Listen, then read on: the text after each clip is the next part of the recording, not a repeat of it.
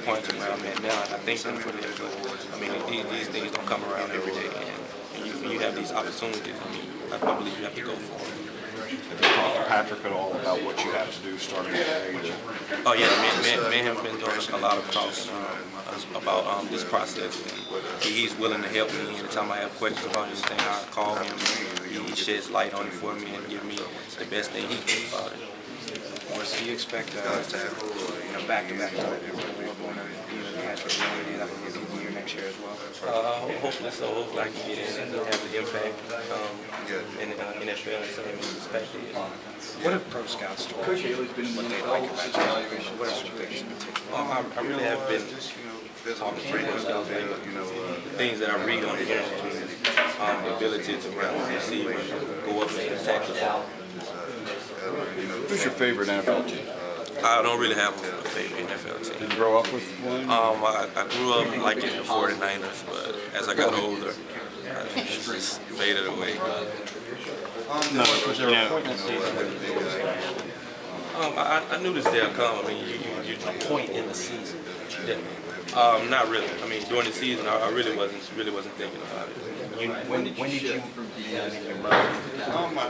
When did you have it in your mind that you thought you were going to go? It was like closer to the end of the season. I really was thinking about it, but I really didn't. Was there something that pushed you past the barrier there? No, not at all. I mean, I just sat down. No, yeah, y'all Thorpe winner last year, top 10 pick. Thorpe winner this year, hopefully top 10 pick, and then Tyron's waiting in the wings as a Heisman finalist. What's that say to recruits or just anybody about what LSU is doing at the cornerback position right now? We have a good program here, and most of the cornerbacks who come here, I mean, they're mostly successful. And I mean, we have, just like I said, we have a good program here. Now, in your 3 years at LSU, is there one moment that stands out above the rest as the most special? I mean, every day here has been special to me. I mean, I just can't pick out just one great moment, but every day has been special. I've watched you for 3 years. How would you describe how raw you were when you got here? When it talks about that you weren't 2 or 3 stars, how raw were you and how did you get refined? Didn't really know the position of cornerback. I mean, I'm still working on some things now. I'm not perfect, but when I first got here, I mean, I didn't hardly know the position at all. And Coach Cooper did a good job of sitting down, putting time in with me, and coaching me up to learn the position. Have you ever thought about what it would have been like had they said stay at receiver? Would you be standing here this day or would it be someday in the future? I have no idea. I mean, I like to think of it as it being this day, but I can't say. You probably answered this 100 times. Was it ever hard to give up being an offensive guy? It was very hard coming from high school, knowing that you're used to having the ball in your hand each and every down, and to come on to defense and you have to make plays for yourself. So it was very hard. You talked to Patrick any about this decision? Oh yeah, talked to him a lot. I mean, he's gave me a lot of advice on how to handle it and just take my time with it. You seem to have adjusted to being a defensive guy pretty well, I guess. Oh yeah, I mean, I had to. I mean, if I wanted to be successful, I mean, I had to lock in, learn the position, and get everything down. As you move forward, what things do you know that you have to immediately get better at? I mean, starting with the first day you train with it, whoever. I know I have to get work with my footwork and those type of things, footwork and hands. You didn't get burned very often here, but I could remember, they always talk about NFL corners have to have the short memory and all that. How do you prepare for that mentally, sometimes NFL receivers? I mean, you have to. I mean, Coach Cooper, he put that on us early when I first got here. You got to have a short-term memory. You got to get rid of the play because, I mean, it's football. I mean, you're going to get balls catched on you. You're going to get touchdowns catched on you. It's just how you handle it after that. I mean, you don't want to be thinking about that same touchdown that the guy just scored on you. He come back and score another one on you. So you got to get rid of that and play ball. What if good receivers in the SEC, but are you looking forward to going up against anybody in the NFL? I mean, not at all. I mean, I'm looking to put the work in and try to be the best corner I can be as of now. Morris, have you ever played in a game where a quarterback didn't throw it your way at all? Yes, I played in a couple of those games this season. And how frustrating was you after the game? I mean, you get frustrated, but you look at it as, I look at it as a sign of respect. I mean, I guess. I mean, when teams don't throw your way at all. So.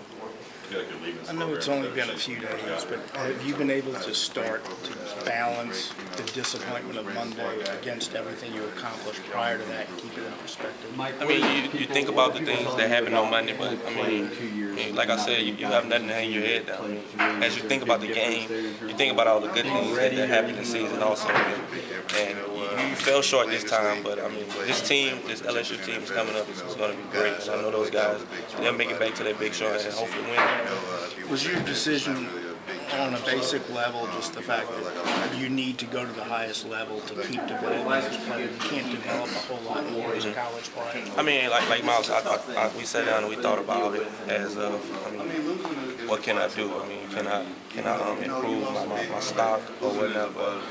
And we seen that like there was no possible way. I mean, so it was time to go. What was the hardest part about making this decision?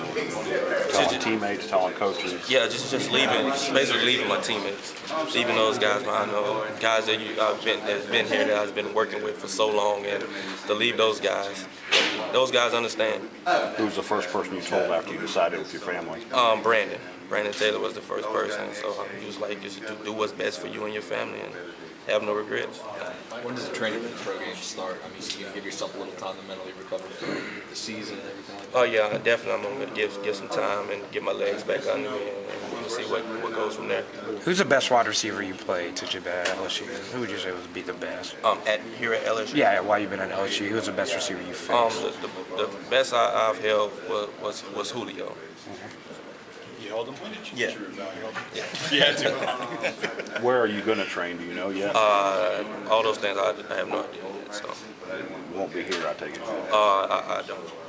And that we talked about at the game, I guess your family situation, was that a big key, or do you really feel like you looked at top three? I can't really improve that much. Yeah, I mean, we sat down and we talked about it. Top 3 and even top 5, top 10. I mean, it gets no better than that. Those things don't happen every day. So. I said, why not now? Just pull the trigger now. Oh yeah, just go now. Risk of injury, any of that kind of playing factor? Not really. I never thought about injury. I always hear people say, go while you hide. So I don't see no improvement in your stock right now. So. Talk about your story, I guess, just kind of like Coach alluded to, coming here, just kind of in the shadows, the consistent guy in the background all year long, and now you're going to be the one top of the board. I mean, it's amazing. I mean, to come from where I come from, hardly recruited, and to come here and just to keep working and not let that bring you down, and you just keep working hard and putting all your time and effort in with your teammates, and the results come out this way. Do you want to run back kicks? Oh yeah, I would love to. Have they talked to you about that too, or is that you just defense mostly? I mean, I haven't talked to anyone. Did you submit for grades? Yes, sir. I mean, it was first round. What would be your advice to your teammates? This is a tough thing for them to bounce back from Monday, really crushing thing. What would you tell them as they go into the offseason? We'll try to do this again next year. I mean, you don't have to tell those guys too much anything. I mean, those guys know what's at stake. Those guys know what they've been working for. They know we fell short this time, but they have a great team coming back. I mean, they have a great team with a lot of great players, and I know it won't be hard for those guys to get back to the big show because I know the way those guys work, and Moffitt puts a lot of time in with those guys and getting those guys prepared and getting them ready, and so as the coaches. So I know those guys will be ready. Tell us who you think's going to fill in there at the corner. Obviously, you've got something on the place. I know you guys all rave about his abilities. Light. Yeah. Just who do you think are going to be the guys that take over those roles? I think their assignment's going to do a great job filling in at the corner spot.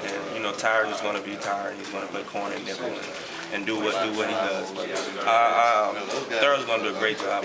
He can do all the things. I mean, he can press coverage, zone coverage. I mean, he can go up and attack the ball at his highest point, and he's going to be a great player. Who play opposite? That's good. Tyron. Yes, Tyron. He's either Tyron or Jalen.